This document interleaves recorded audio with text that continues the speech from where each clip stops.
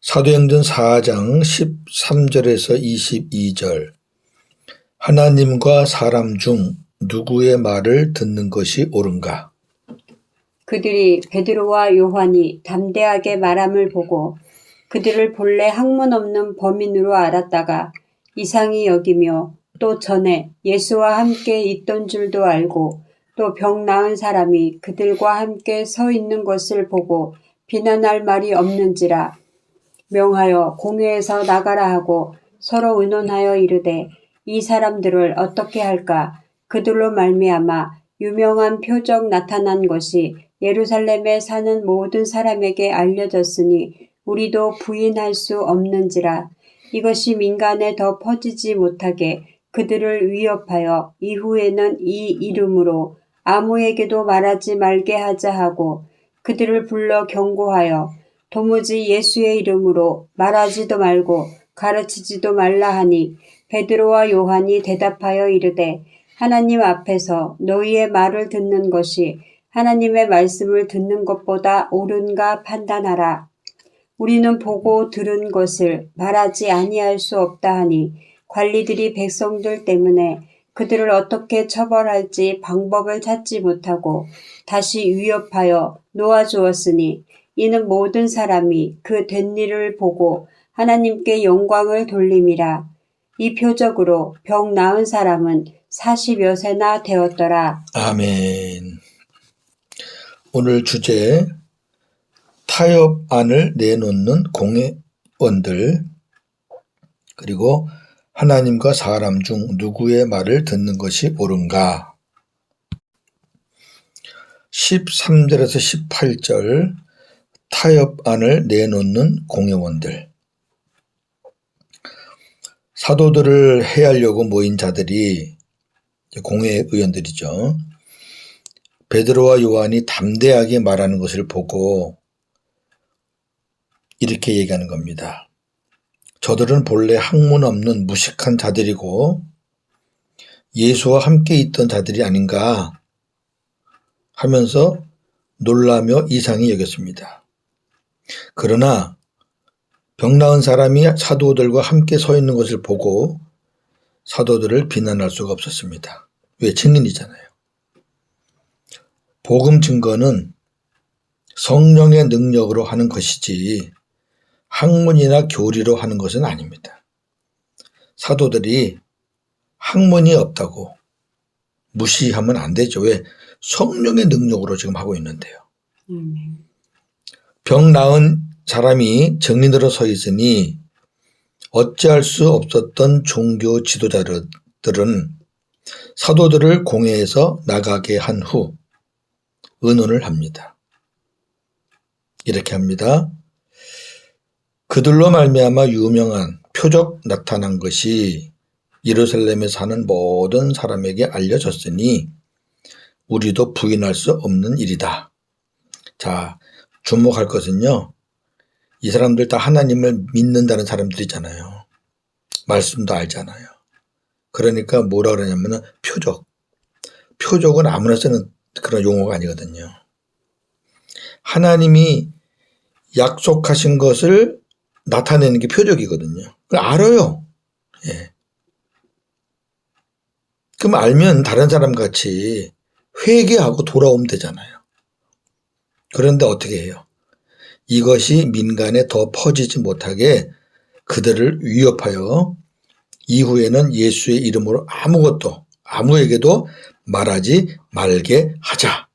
이렇게 결의하는 거죠. 사도들을 불러요. 그리고 한번 경고한 다음에 이렇게 타협안을 내놓습니다. 너희를 풀어줄 테니 앞으로는 도무지 예수의 이름으로 말하지 말고 가르치지도 말라. 이게 타협안이에요. 풀어주는 조건으로 더 이상 하지 말라. 회개할 기회가 있었는데 결국 이들은 귀를 막고 자기들의 그 권세의 자리를 유지하는 쪽으로 그렇게 결론을 내린 겁니다. 19절에서 22절. 하나님과 사람 중 누구의 말을 듣는 것이 옳은가? 공회의 결의사항을 들은 베드로와 요한은 이렇게 얘기합니다.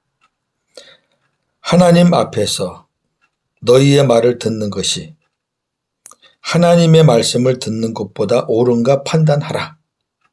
그 사람들은 다 알아요. 이 말이 무슨 말인지. 하나님 있잖아요. 우리는 보고 들은 것을 말하지 아니할 수 없다 하고 담대하게 증언하였습니다. 지금 사도들 앞에 있는 71명의 공회원들, 그때 사내들인 공회원이 71명입니다. 위원장 1명, 나머지 회원들 70명인데 그 71명의 공회원들은 예수님을 처형한 장본인들입니다. 그들은 예수님을 처형한 것처럼 사도들도 처형할 수 있는 권세자들입니다. 그러나 사도들은 물러나지 않았습니다. 아니, 성령께서 물러나지 않도록 함께 하셨습니다. 자, 이쯤에서 제가 두 사람의 믿음의 선진들을 소개하겠습니다. 한 사람은 순교자 유스틴입니다. 로마 재판관이 이렇게 말합니다. 네가 정말로 천국이라는 곳에 올라가서 상을 받을 것이라고 상상하느냐? 이렇게 묻습니다. 유스틴에게. 그때 대답하기를 나는 상상하는 것이 아니라 확실히 알고 믿는다. 이렇게 대답하며 마치 시원한 물속에서 헤엄치듯이 불 속에서 팔을 저으며 순교하였다. 이런 기록이 있습니다. 마틴 루터 종교 개혁자입니다. 원래는 신부였죠. 카톨릭 신부였습니다. 나중에 이제 개종을 했죠. 그러니까 카톨릭 그 사제단에서 가만히 둘 리가 없죠. 카톨릭 종교 재판에 출석하라는 통보를 받습니다. 어떻게 하려 그럴까요? 죽이려고요. 예. 루터는 많은 사람들이 만류합니다. 가면 너 죽는다. 그럼에도 불구하고 이렇게 말합니다. 귀신들이 법정 지붕에 기왓장수만큼 많다고 해도 나는 가겠다. 이러한 죽음을 초월한 담대함은 성령에 사로잡힌 자들에게서만 나올 수 있습니다. 아무에게서 나올 수 있는 게 아닙니다. 저와 여러분들이 그렇게 하고 싶다고 되는 게 아닙니다. 모든 백성들이 그 된 일을 보고 하나님께 영광을 돌리므로 관리들은 사도들을 어떻게 처벌해야 할지 방법을 찾지 못해요. 자칫하면 민중 골기를 하거든요. 큰일 나죠. 그러니까 사도들을 다시 위험만 한 다음에 놓아주었습니다. 이 표적으로 병 나은 사람의 나이는 40여세쯤이었습니다. 오늘 말씀 정리합니다. 성경에는 다스리는 자에게 복종하는 것이 그리스도인의 의무라고 가르칩니다. 아울러 자녀들은 부모에게, 학생들은 스승에게, 피고용인은 고용주에게 복종하라고 가르칩니다. 예, 바울 서신에 잘 나와 있죠. 그런데 다른 것은 차치하고서라도 다스리는 자와 그리스도인의 관계는 정리할 필요가 있다고 여겨지는데 오늘 본문이 그 해답을 주고 있습니다. 우리가 대한민국의 백성으로서 국방, 납세, 교육, 근로의 의무는 마땅히 따라야 합니다. 그러나 복음을 전하고 가르치는 것은 세상이 아닌 하나님의 말씀에 따라야 하는 일입니다. 세상 사람들이야 당연히 반대하겠지만 성도들에게는 결코 양보할 수 없는 그리스도의 대사명입니다. 자, 마태복음 28장 18절에서 20절. 예수께서 나와 말씀하여 이르시되 하늘과 땅의 모든 권세를 내게 주셨으니 그러므로 너희는 가서 모든 민족을 제자로 삼아 아버지와 아들과 성령의 이름으로 세례를 베풀고 내가 너희에게 분부한 모든 것을 가르쳐 지키게 하라. 볼지어다 내가 세상 끝날까지 너희와 항상 함께 있으리라 하시니라. 아멘. 예수님이 부활하시고 승천하시기 전에 말씀하신 거예요. 엄청난 말씀입니다. 엄청난 말씀.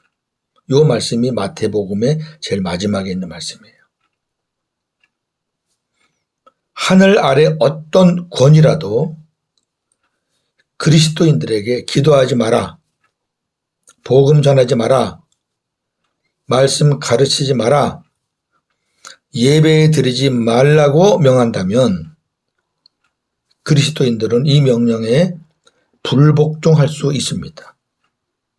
더 나아가서 불복종해야 합니다. 왜냐하면 이 땅에 교회가 존재하는 이유는 복음을 전하여 하나님의 나라를 세워가기 위함입니다. 이는 오순절날 성령이 강림하신 이유이기도 합니다. 사도행전 1장 8절. 오직 성령이 너희에게 임하시면 너희가 권능을 받고 예루살렘과 온 유대와 사마리아와 땅끝까지 이르러 내 증인이 되리라 하시니라. 아멘. 이것 때문에 성령이 임하신 거예요. 근데 이거를 안 해요? 예루살렘, 유대, 사마리아 땅끝 어디 간들 복음 전하는 것을 환영만 하겠습니까? 어디 간들 반대와 박해가 없겠습니까? 다 있죠. 그렇다고 박해한다고 반대한다고 안 하면 뭐가 되겠어요? 교회가 이 사명을 감당하지 못하고 세상과 타협하거나 세상에 무릎을 꿇는다면 이 땅에 교회가 존재해야 할 이유는 사라지는 겁니다. 아멘. 또 한 가지, 우리는 오늘 본문에서 종교 지도자들의 민낯을 봅니다. 여기 나오는 종교 지도자들은 그때만 있었던 사람들이 아닙니다. 지금도 종교 지도자들 있잖아요. 많잖아요. 예루살렘에 모인 사람들이 하나님이 행하신 기적을 보고 회개하고 돌아오는데 자기들이 보잖아요. 3천, 5천 막. 근데 하나님을 믿고 성경을 안다고 하는 종교 지도자들은 하나님이 행하신 표적을 보고, 자기들이 표적이라고 그랬잖아요. 표적을 보고도 그 일을 잠재울 궁리만 하고 있으니 이것이 세상 권세에 눈이 먼 종교인들의 모습이 아니겠습니까? 기회를 놓쳤어요. 다 하나님 아는 사람들이 모여서 회의를 했는데, 야, 우리가 잘못 알았나 보다. 우리가 하나님의 아들을 못 봤나 보다. 이제라도 우리가 깨닫자, 회개하자, 돌아가자. 이러면 되잖아요. 이 사람들이 회의해가지고 처리하는 거 보세요. 얼마나 당황했겠어요. 그죠? 자, 제사장, 장로, 서기관, 바리새인, 사두개인, 이 얼마나 영광스러운 성직입니까? 그때 당시에는 굉장한 성직이에요. 이 사람들 지나가면 일반 사람들은 다 머리 숙였어요. 그리고 이들의 학식이 얼마나 대단합니까? 많이 배운 사람들이에요. 다시 말씀드립니다. 성직이나 학문과 지식으로 구원받는 건 아닙니다. 오늘날도 동일합니다. 목사, 장로, 신학 교수, 목회학 박사라고 구원받습니까? 이들도 복음을 깨닫지 못해서 주님과 하나 되지 않으면 구원받지 못합니다. 복음을 모르면 100% 율법으로 살게 되어 있습니다. 제가 한 사람을 소개하겠습니다. 바리새인이요, 율법의 대가였던, 본인이 그랬어요. 난 율법에 흠이 없다. 그 정도로 대가예요. 사도 바울의 증언을 보면서 오늘 말씀을 마치겠습니다. 갈라디아 1장 7절에서 10절. 다른 복음은 없나니 다만 어떤 사람들이 너희를 교란하여 그리스도의 복음을 변하게 하려 함이라. 그러나 우리나 혹은 하늘로부터 온 천사라도 우리가 너희에게 전한 복음 외에 다른 복음을 전하면 저주를 받을지어다. 우리가 전에 말하였거니와 내가 지금 다시 말하노니 만일 누구든지 너희가 받은 것 외에 다른 복음을 전하면 저주를 받을지어다. 이제 내가 사람들에게 좋게 하랴, 하나님께 좋게 하랴, 사람들에게 기쁨을 구하랴. 내가 지금까지 사람들에게 기쁨을 구하였다면 그리스도의 종이 아니니라. 아멘. 여기 다른 복음은 율법을 얘기하는 거죠. 본인이 잘 알잖아요. 그거 전하면 저주다. 내가 사람들을 기쁘게 할까? 하나님을 기쁘게 할까? 내가 하나님을 기쁘게 하니까 그리스도 종이지. 내가 사람들을 기쁘게 한다면 나는 그리스도 종이 아니다. 얼마나 멋있습니까? 오늘도 복음으로 승리하시는 하루가 되기를 주님의 이름으로 축원합니다. 아멘. 아멘. 하나님 감사합니다. 세상의 어떤 권세라도 그리스도인에게 기도하지 마라. 복음 전하지 마라. 말씀 가르치지 마라. 예배 드리지 말라고 명한다면 우리는 거기에 불복할 수밖에 없습니다. 왜냐하면 교회가 존재하는 이유, 그리스도인이 존재하는 이유는 바로 그리스도를 전파하여 하나님의 나라를 세워가기 위함이기 때문에 그렇습니다. 성령님이 우리 안에 계시는 이유도 그리스도의 증인이 되라고 우리 안에 임하신 것 아니겠습니까? 시대가 악합니다. 믿음으로 잘 싸워 승리하게 하시고 지혜를 주옵소서. 오늘 종교 지도자들의 민낯을 봅니다. 얼마나 비참합니까? 불쌍합니까? 입으로는 하나님, 말씀, 성경, 그러면서 속으로는 세상 권세에 허망한 것에 눈이 멀어가지고 예수를 거역하는 그런 종교인들의 모습 얼마나 불쌍합니까? 일반 성도들이 자기가 다니는 교회 목사님, 장로님, 또 신학생들이 자기 가르치는 교수님, 이런 분들이 구원을 받지 못했다는 생각을 홀이라도 하겠습니까? 그러나 성직 갖고 학문과 지식 갖고 구원받는 것 아니라고 오늘 우리 주님께서 말씀을 주셨습니다. 남녀노소 유무식 관계없이 복음을 듣고 깨달아 주님과 하나 되면 누구든지 구원받을 수 있습니다. 그러나 그렇지 않은 사람은 그 누구라도 구원받을 수 없습니다. 바울이 그것을 증언했습니다. 오늘도 복음으로 승리하는 우리 모두가 다 되게 하여 주옵소서. 예수님의 이름으로 기도하옵나이다. 아멘.